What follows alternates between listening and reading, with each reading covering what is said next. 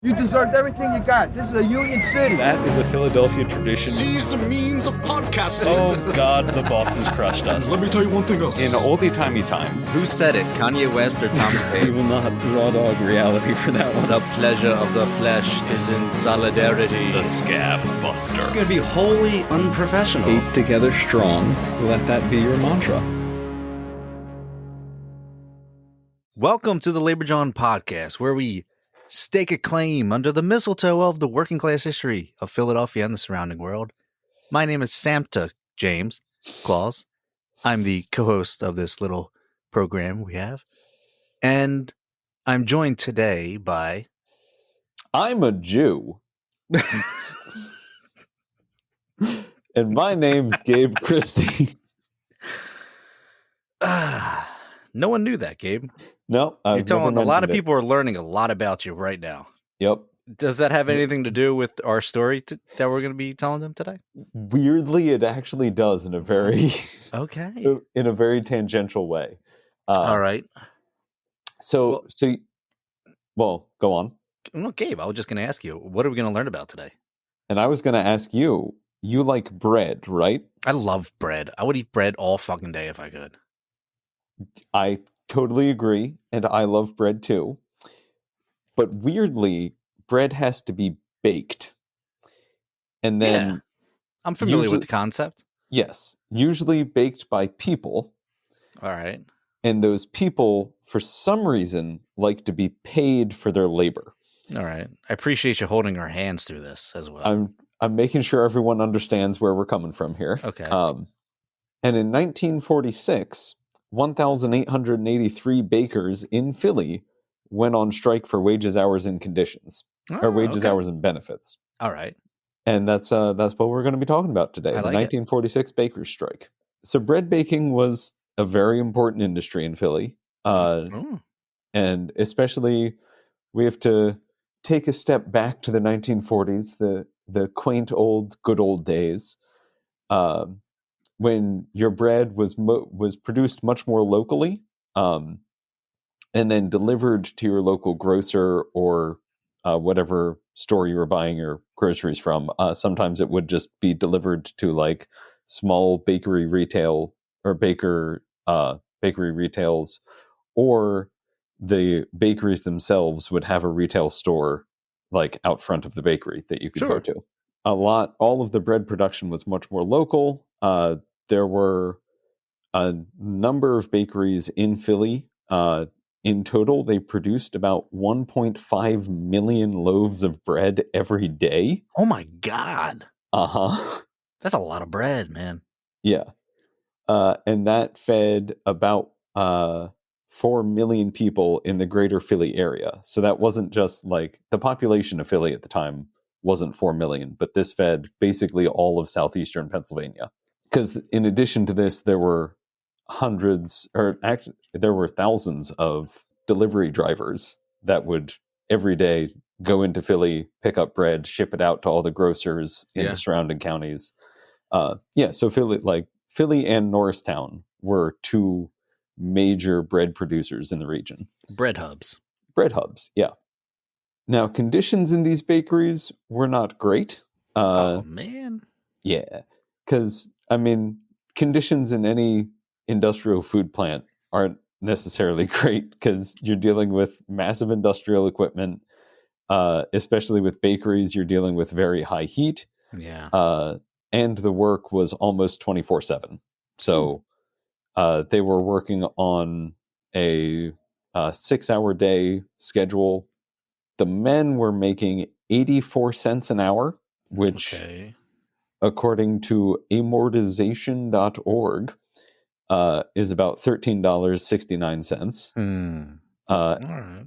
And then the women made 56 cents an hour. Oh. So for the exact same job, Gabe? Yeah. That's okay. Yep. That's fine. okay. That's fine. That's fine. Yeah. And there's no long-lasting ramifications of this whatsoever. We solved all these problems. But 56 cents an hour is the equivalent of $9.13 a day. God damn, man. Yep. God damn. around 2,000 of these the bakery workers were members of the Bakery and Confectioners International Union Local Number 6, which was an AFL affiliate. All right. And they had a contract that was set to expire on July 31st, 1946. And they had set out a demand of a 30-cent raise, or 30-cent per hour raise, which is about $4.89. And this would be across the board for all of the workers. Right before, or earlier in 46, before the contract negotiations came up and before the contract was set to expire, there had been massive grain shortages. All right. And so what ended up happening is that there was an increase in bread prices and a decrease in bread production. So the workers in these factories had their hours cut, which meant they were making less money. Yeah. And then the prices for the bread that they were making and also like eating, went up. So the bakers specifically were getting hit twice with the bread inflation. And it was estimated they lost between $15 to $30 a week. Wow. In lost wages. And then prices kept going up. And additionally, they started noticing that the bakery owners had been getting bonuses and were talking about record profits. On July 27th, the bakery workers voted to authorize a strike if negotiations stalled out by the time that the contract expired on the 31st. Okay. That passed with a vote of 1,459 out of 1,510, which is a 96% yes vote. All right. So the public started to get worried about a sudden bread strike because they didn't want to see more inflation, which is fair. Like, the bread prices were already high. They knew that if there was a bread strike, prices were just going to get higher. Yeah. And with really only like 3 days notice, people didn't have time to plan for it. Yeah. So the union recognized that. And when the strike deadline rolled around on August 1st, the union voted to postpone the strike by a week. Okay.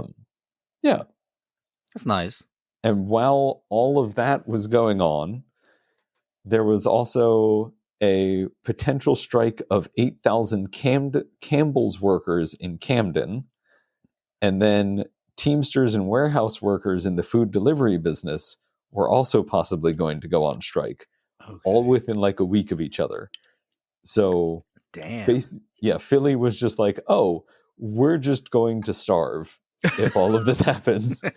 I mean, they are taking away the bread and soup. I mean, Panera's fucked. And you can't even order GoPuff because the delivery drivers are on strike. So it was rough.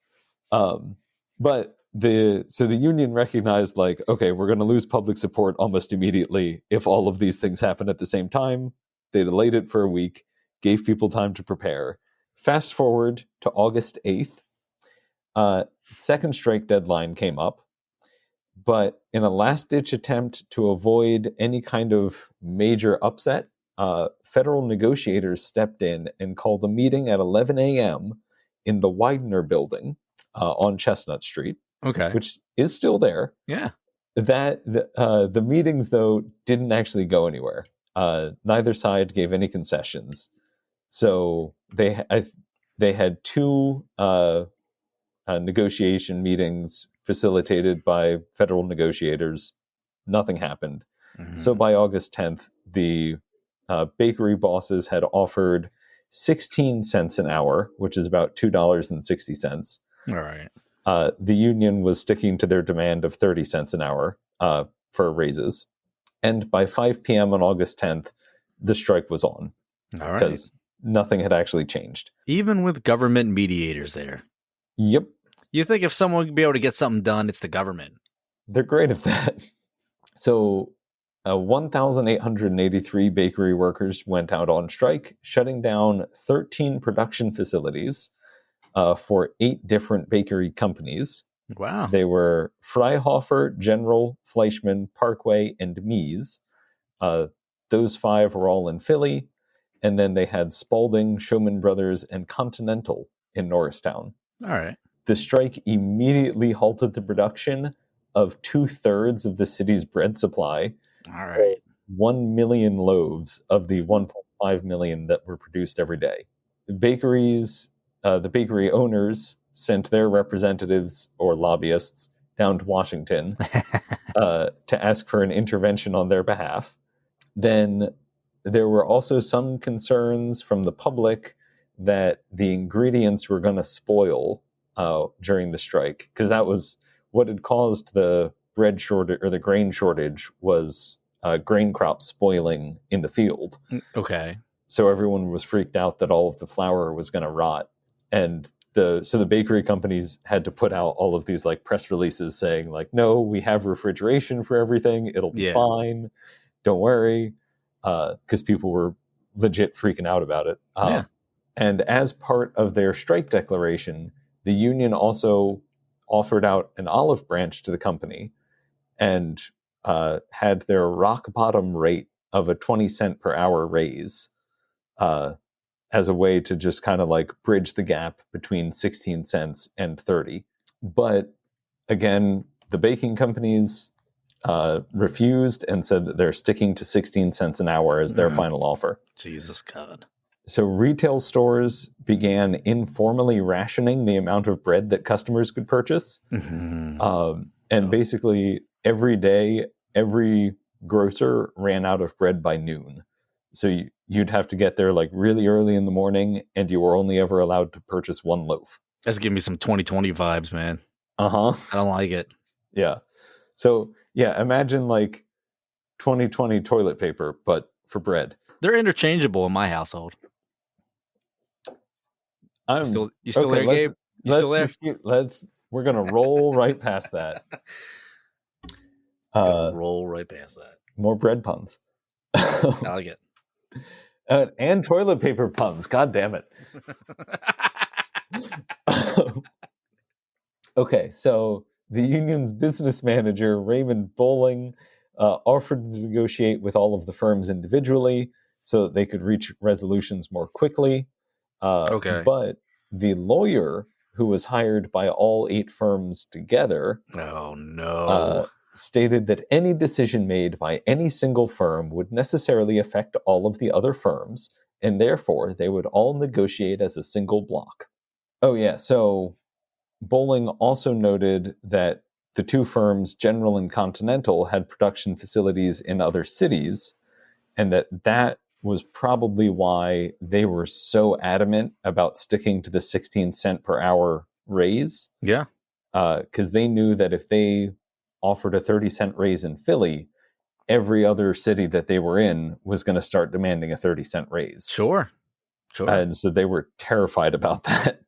His theory was that General and Continental were probably pushing to keep all of the other firms in line to make sure that they could keep their labor costs down. Yeah. Bakery delivery drivers were also affected by the strike, like I had mentioned. There were 1,600 members of the Food Driver Salesmen's Local 463, which would be out of work during the strike, but 1,100 workers at the smaller and the kosher bakeries around the city wouldn't be affected. Which is where the tie-in to me being Jewish comes from. Hey! Happy Hanukkah. Happy Hanukkah, everybody. But basically all of the delivery drivers independently, all of the delivery driver unions independently declared that none of their workers would cross the picket line. Okay. So good. Even if they like brought in scabs or reopened production, none of the delivery drivers were willing to cross that line. There was, however, some bread being imported from Newark, but it was Newark, New Jersey, but it was nowhere near enough to supply the whole city's demands. Now, second day of the strike, people started to panic, and there was a run on groceries, or on grocers and basically any store that was selling bread. And then to make matters worse, hospitals brought up the fact that they were starting to run out of bread to feed their patients and staff. Oh, okay. Yeah. There was a mental health hospital in Philly that had 6,500 patients and 250 staff. And bread was a major part of the diet fed to both the patients and made available to the staff. And so the president of that hospital was like, hey, we're going to have 6,500 people starving really soon. We need to fix that. So he made a direct appeal to Sophia M.R. O'Hara, who was the Secretary of Welfare for the state in Harrisburg. And she organized production of 3,200 loaves by a bakery in Harrisburg that was unaffected by the strike. And those would get shipped to the hospital every day. Then for the first or the second day of the strike, a local department store also donated 3,000 loaves that they had available. But the union actually stated that they would allow their members to go find jobs at smaller bakeries that weren't affected by the strike, and that they would work on a 24-hour rotating schedule to fill the gap in supply, so that they could make sure all of the hospitals were getting all of the bread that they needed. Those 3,200 loaves were only for that one mental health hospital. God, the amount of bread. I know. And there was also a whole thing of like smaller bakery, or not smaller bakeries, but chain restaurants had their own bread production facilities so that they could serve dinner rolls. But then smaller independent restaurants were having to like bake dinner rolls in their kitchen ovens that normally weren't set up for it. It was like the entire city. Basically, do you remember the sourdough craze that happened at the beginning of COVID? Everybody was just making bread. Yeah. Collectively, the human existence in the early part of 2020 was dying from COVID and making bread. Sometimes at the same time. And oh my God. But by noon on August 13th, basically all of the grocery shelves in the city were devoid of any bread. Mm-hmm. And it was declared that there was a bread famine in the city. Oh, no. Federal negotiators, when asked about whether or not anyone had like come down to start negotiations with them, because supposedly the companies had sent down their representatives to talk to the federal negotiators, they stated that no one had showed up at any of their offices in DC. Okay. So it's unclear where those company representatives ended up. I'm assuming they probably went to the legislature and were trying to get some kind of injunction passed against the union, rather than going to it was like the Federal Conciliation Service. Oh, Yeah. All right. That was the negotiating party the negotiators that were involved in this. Then on the third day of the strike, negotiators finally got involved, but not at the request of the company. They got involved because they recognized that there was public pressure for them to be there. Yeah. Because there was a bread famine. Yeah, there's a problem going on. Okay. So they set a meeting at 10:30 a.m. again at the Widener building, with the hope that union and bakery owners would be able to come to some kind of actual agreement. Bowling, the business manager for the union, said that he was more than willing to meet with the bosses and negotiate in good faith, but so far he hadn't seen any movement in either direction, and the ball was in the bakery owner's court, and they didn't seem to be making any gestures towards actual negotiating. All right. So on the 13th, workers were paid out their last wages from before the strike, and they, at least from the photos that were in the paper, they were all gathering at the pay window of the bakeries, while still wearing their picket signs. So they basically like walked off the picket line, grabbed their cash from the boss, and went straight back onto the picket line. I like that. Yeah, no, it was pretty great. So that meant the workers could survive a little bit longer. That also meant that now they didn't have anything to fall back on. So this was their last dispensation, and the union hadn't opened up the strike fund yet because they were hoping that it would get resolved before that was necessary. The naval base in Philly, they had their own bakery at 12th and Mifflin Street. Ah, all right. It shut down production on Monday the 12th, the second day of the strike. Why? That had been like pre-planned. And because someone in Naval Command was like, yeah, we don't need this facility anymore. World War II's over. We're discharging everybody. It's fine. We can just buy it on the open market. So they closed down the plant, and then the strike happened. The next day, they said, hey, we're going to reopen the plant. And so the naval base started to supply itself with 600 loaves every day. It wasn't available to anyone outside of the naval base, but at least meant that there was less pressure on the already like very struggling market. There was a second meeting because the first meeting on the 13th never really materialized. There's a second meeting scheduled for the 14th. That got delayed until 2 p.m. It was originally supposed to be at 10 a.m., delayed till 2. Then 3 of the bakery firms, in the meantime, before going to this meeting, went to the court and sought an injunction, trying to sue the union into submission. So Freihofer, Parkway, and Stroman Brothers all sued Local 6, its officers, and all of its members. Jesus. Yeah. Claiming that the strike was issued without authorization by the International Union. They never explicitly called it a wildcat strike, but that's basically what they were saying it was.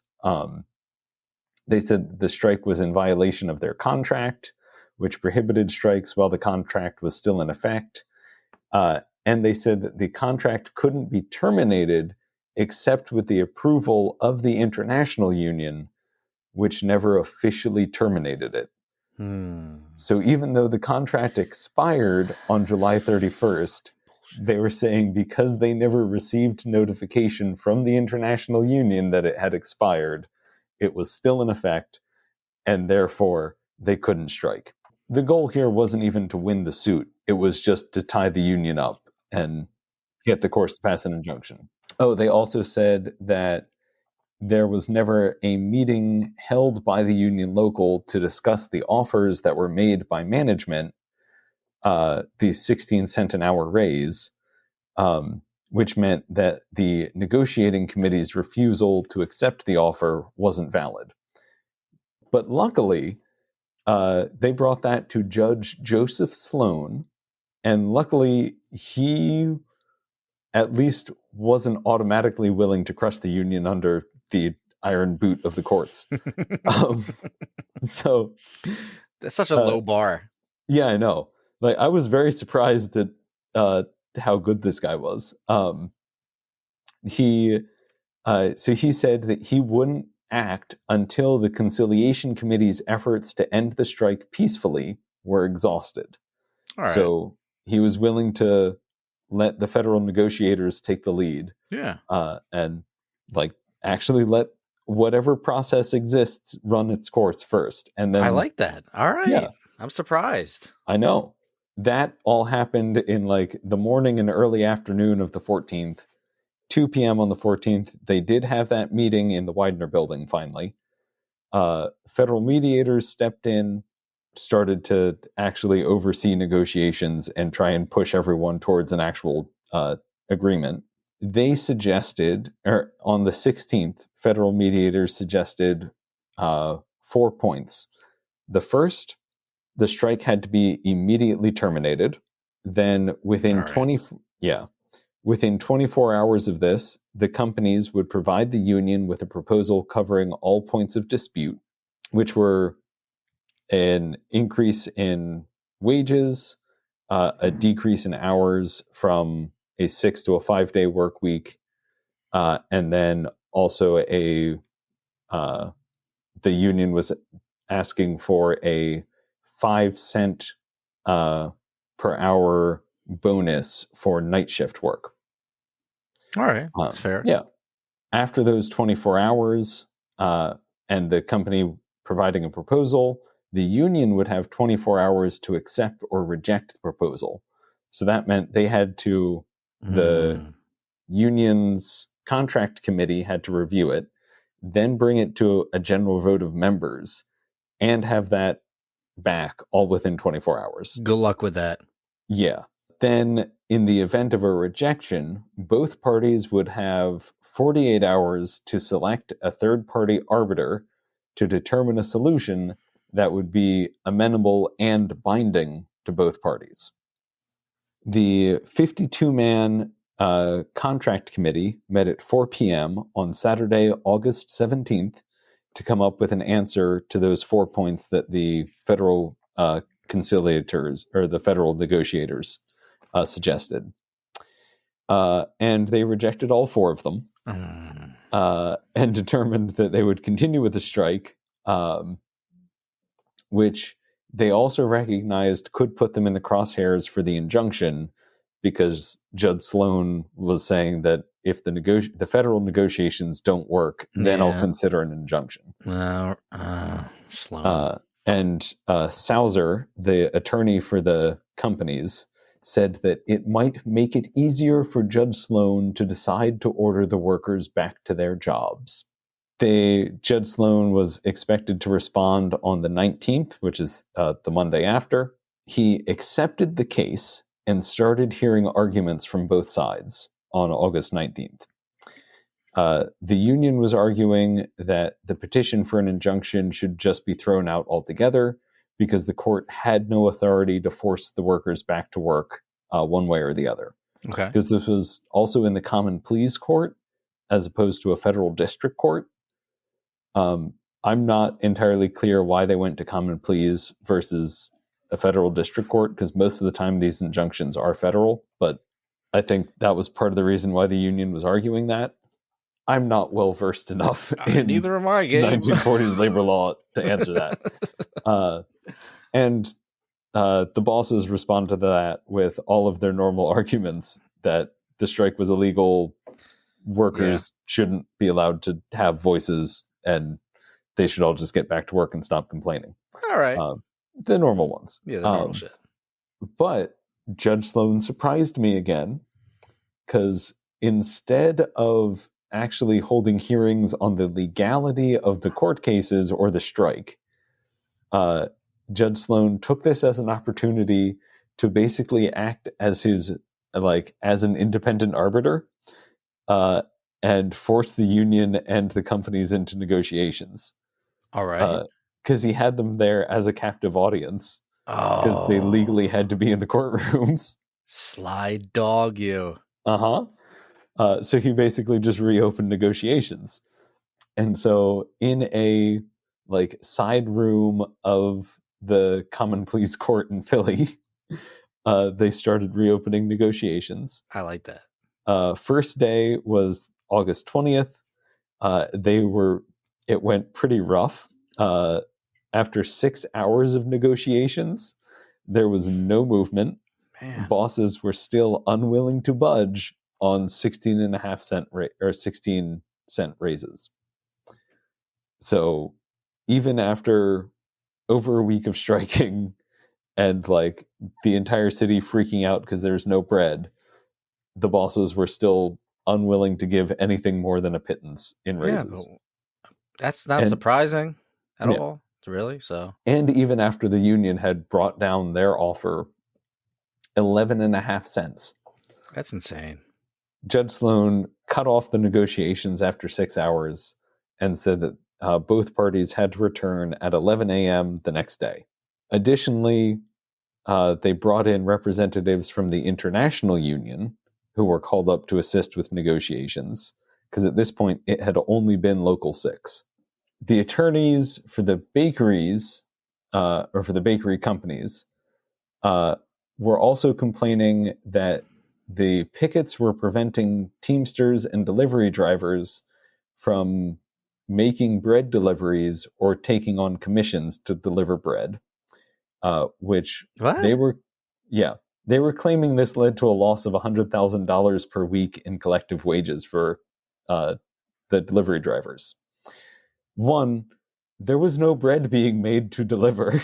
Yeah, that's what I'm trying to wrap my head around. Did I miss something, Gabe? It's one of those really nonsense arguments where like you're Man, they- causing me to lose out on a theoretical amount of money. They do not want to negotiate. No, they were throwing everything at the wall Yeah. to see what would stick.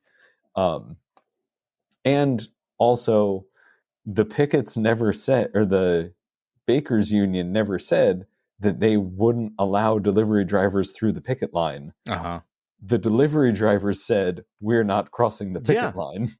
So it was their own choice. I'm hoping Sloan's a little smarter than that. They can see through this bullshit. From what I could tell, he was, because he didn't like immediately order an injunction. Oh, and as a weird just side note in the Inquirer, they noted that this 11-hour negotiated, or the 11-hour long negotiation period, they sent out someone to buy lunch.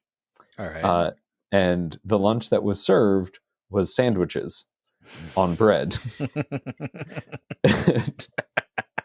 What was the other thing? Oh, they started serving a lot of open-faced sandwiches. So you only used one slice of bread. Yeah. But all right. From what I can tell, they were getting both slices of bread at these meetings. So some hoity-toity shit. No, they could have gone to one of the kosher bakeries because they weren't on strike. So True. they could have had a kosher lunch. That's true. They could have. They probably went to like a kosher bakery to get a loaf of bread and then went to the Italian market to get some prosciutto. Yeah, I can see that. Put that on the nice kosher loaf. Damn, that sounds good, Gabe. I mean, yeah. Negotiations stalled out after 11 hours again. Judge Sloan stuck to his decision that nothing would happen until all possible avenues were exhausted. Okay. On Friday, August 22nd, there was some progress working with both the Federal Conciliation Service and Judge Sloan. They got a proposal together that they were hoping that they could avoid issuing an injunction. So the details of the proposal weren't made publicly available yet, but the union's representatives thought that it was good enough to call in the contract committee to review it, which meant that Bowling and the other lead negotiators were willing to at least move the next step in the process. Yeah. Finally. And apparently the contract committee debate over whether or not to accept these proposals was very heated. Compromise proposal passed, and that would go out to a vote by general membership to determine whether or not they would end the strike. So, at 3 p.m. on August 23rd, 1946, the members of the Bakery and Confectionery Workers International Union Local Number 6 gathered in the Moose Hall at Broad and Thompson Street to vote on whether to continue the strike. In a 2/3 vote, the members approved the proposal and voted to end the strike. All right. But again, note, they started the strike with a 96% yes vote, and that's gone down to a 66% approval of the final contract. So the proposal included an 18.5 cent per hour raise, retroactive to August 1st. All right. So that's good at least. Yeah. But the two other points were thrown out. So they would only have a 5-cent bonus for night shifts, and they would keep a 6-day work week. Yeah.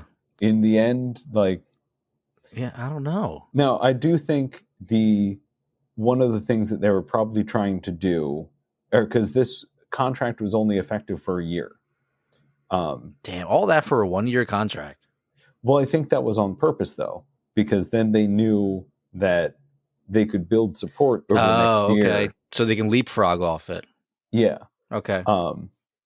But there again, hindsight comes back, and there was a certain bill that got passed in 1947.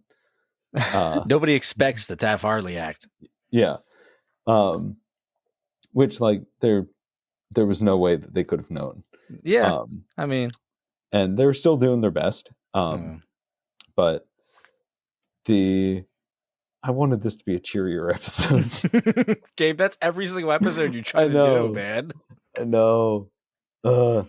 This, and yeah,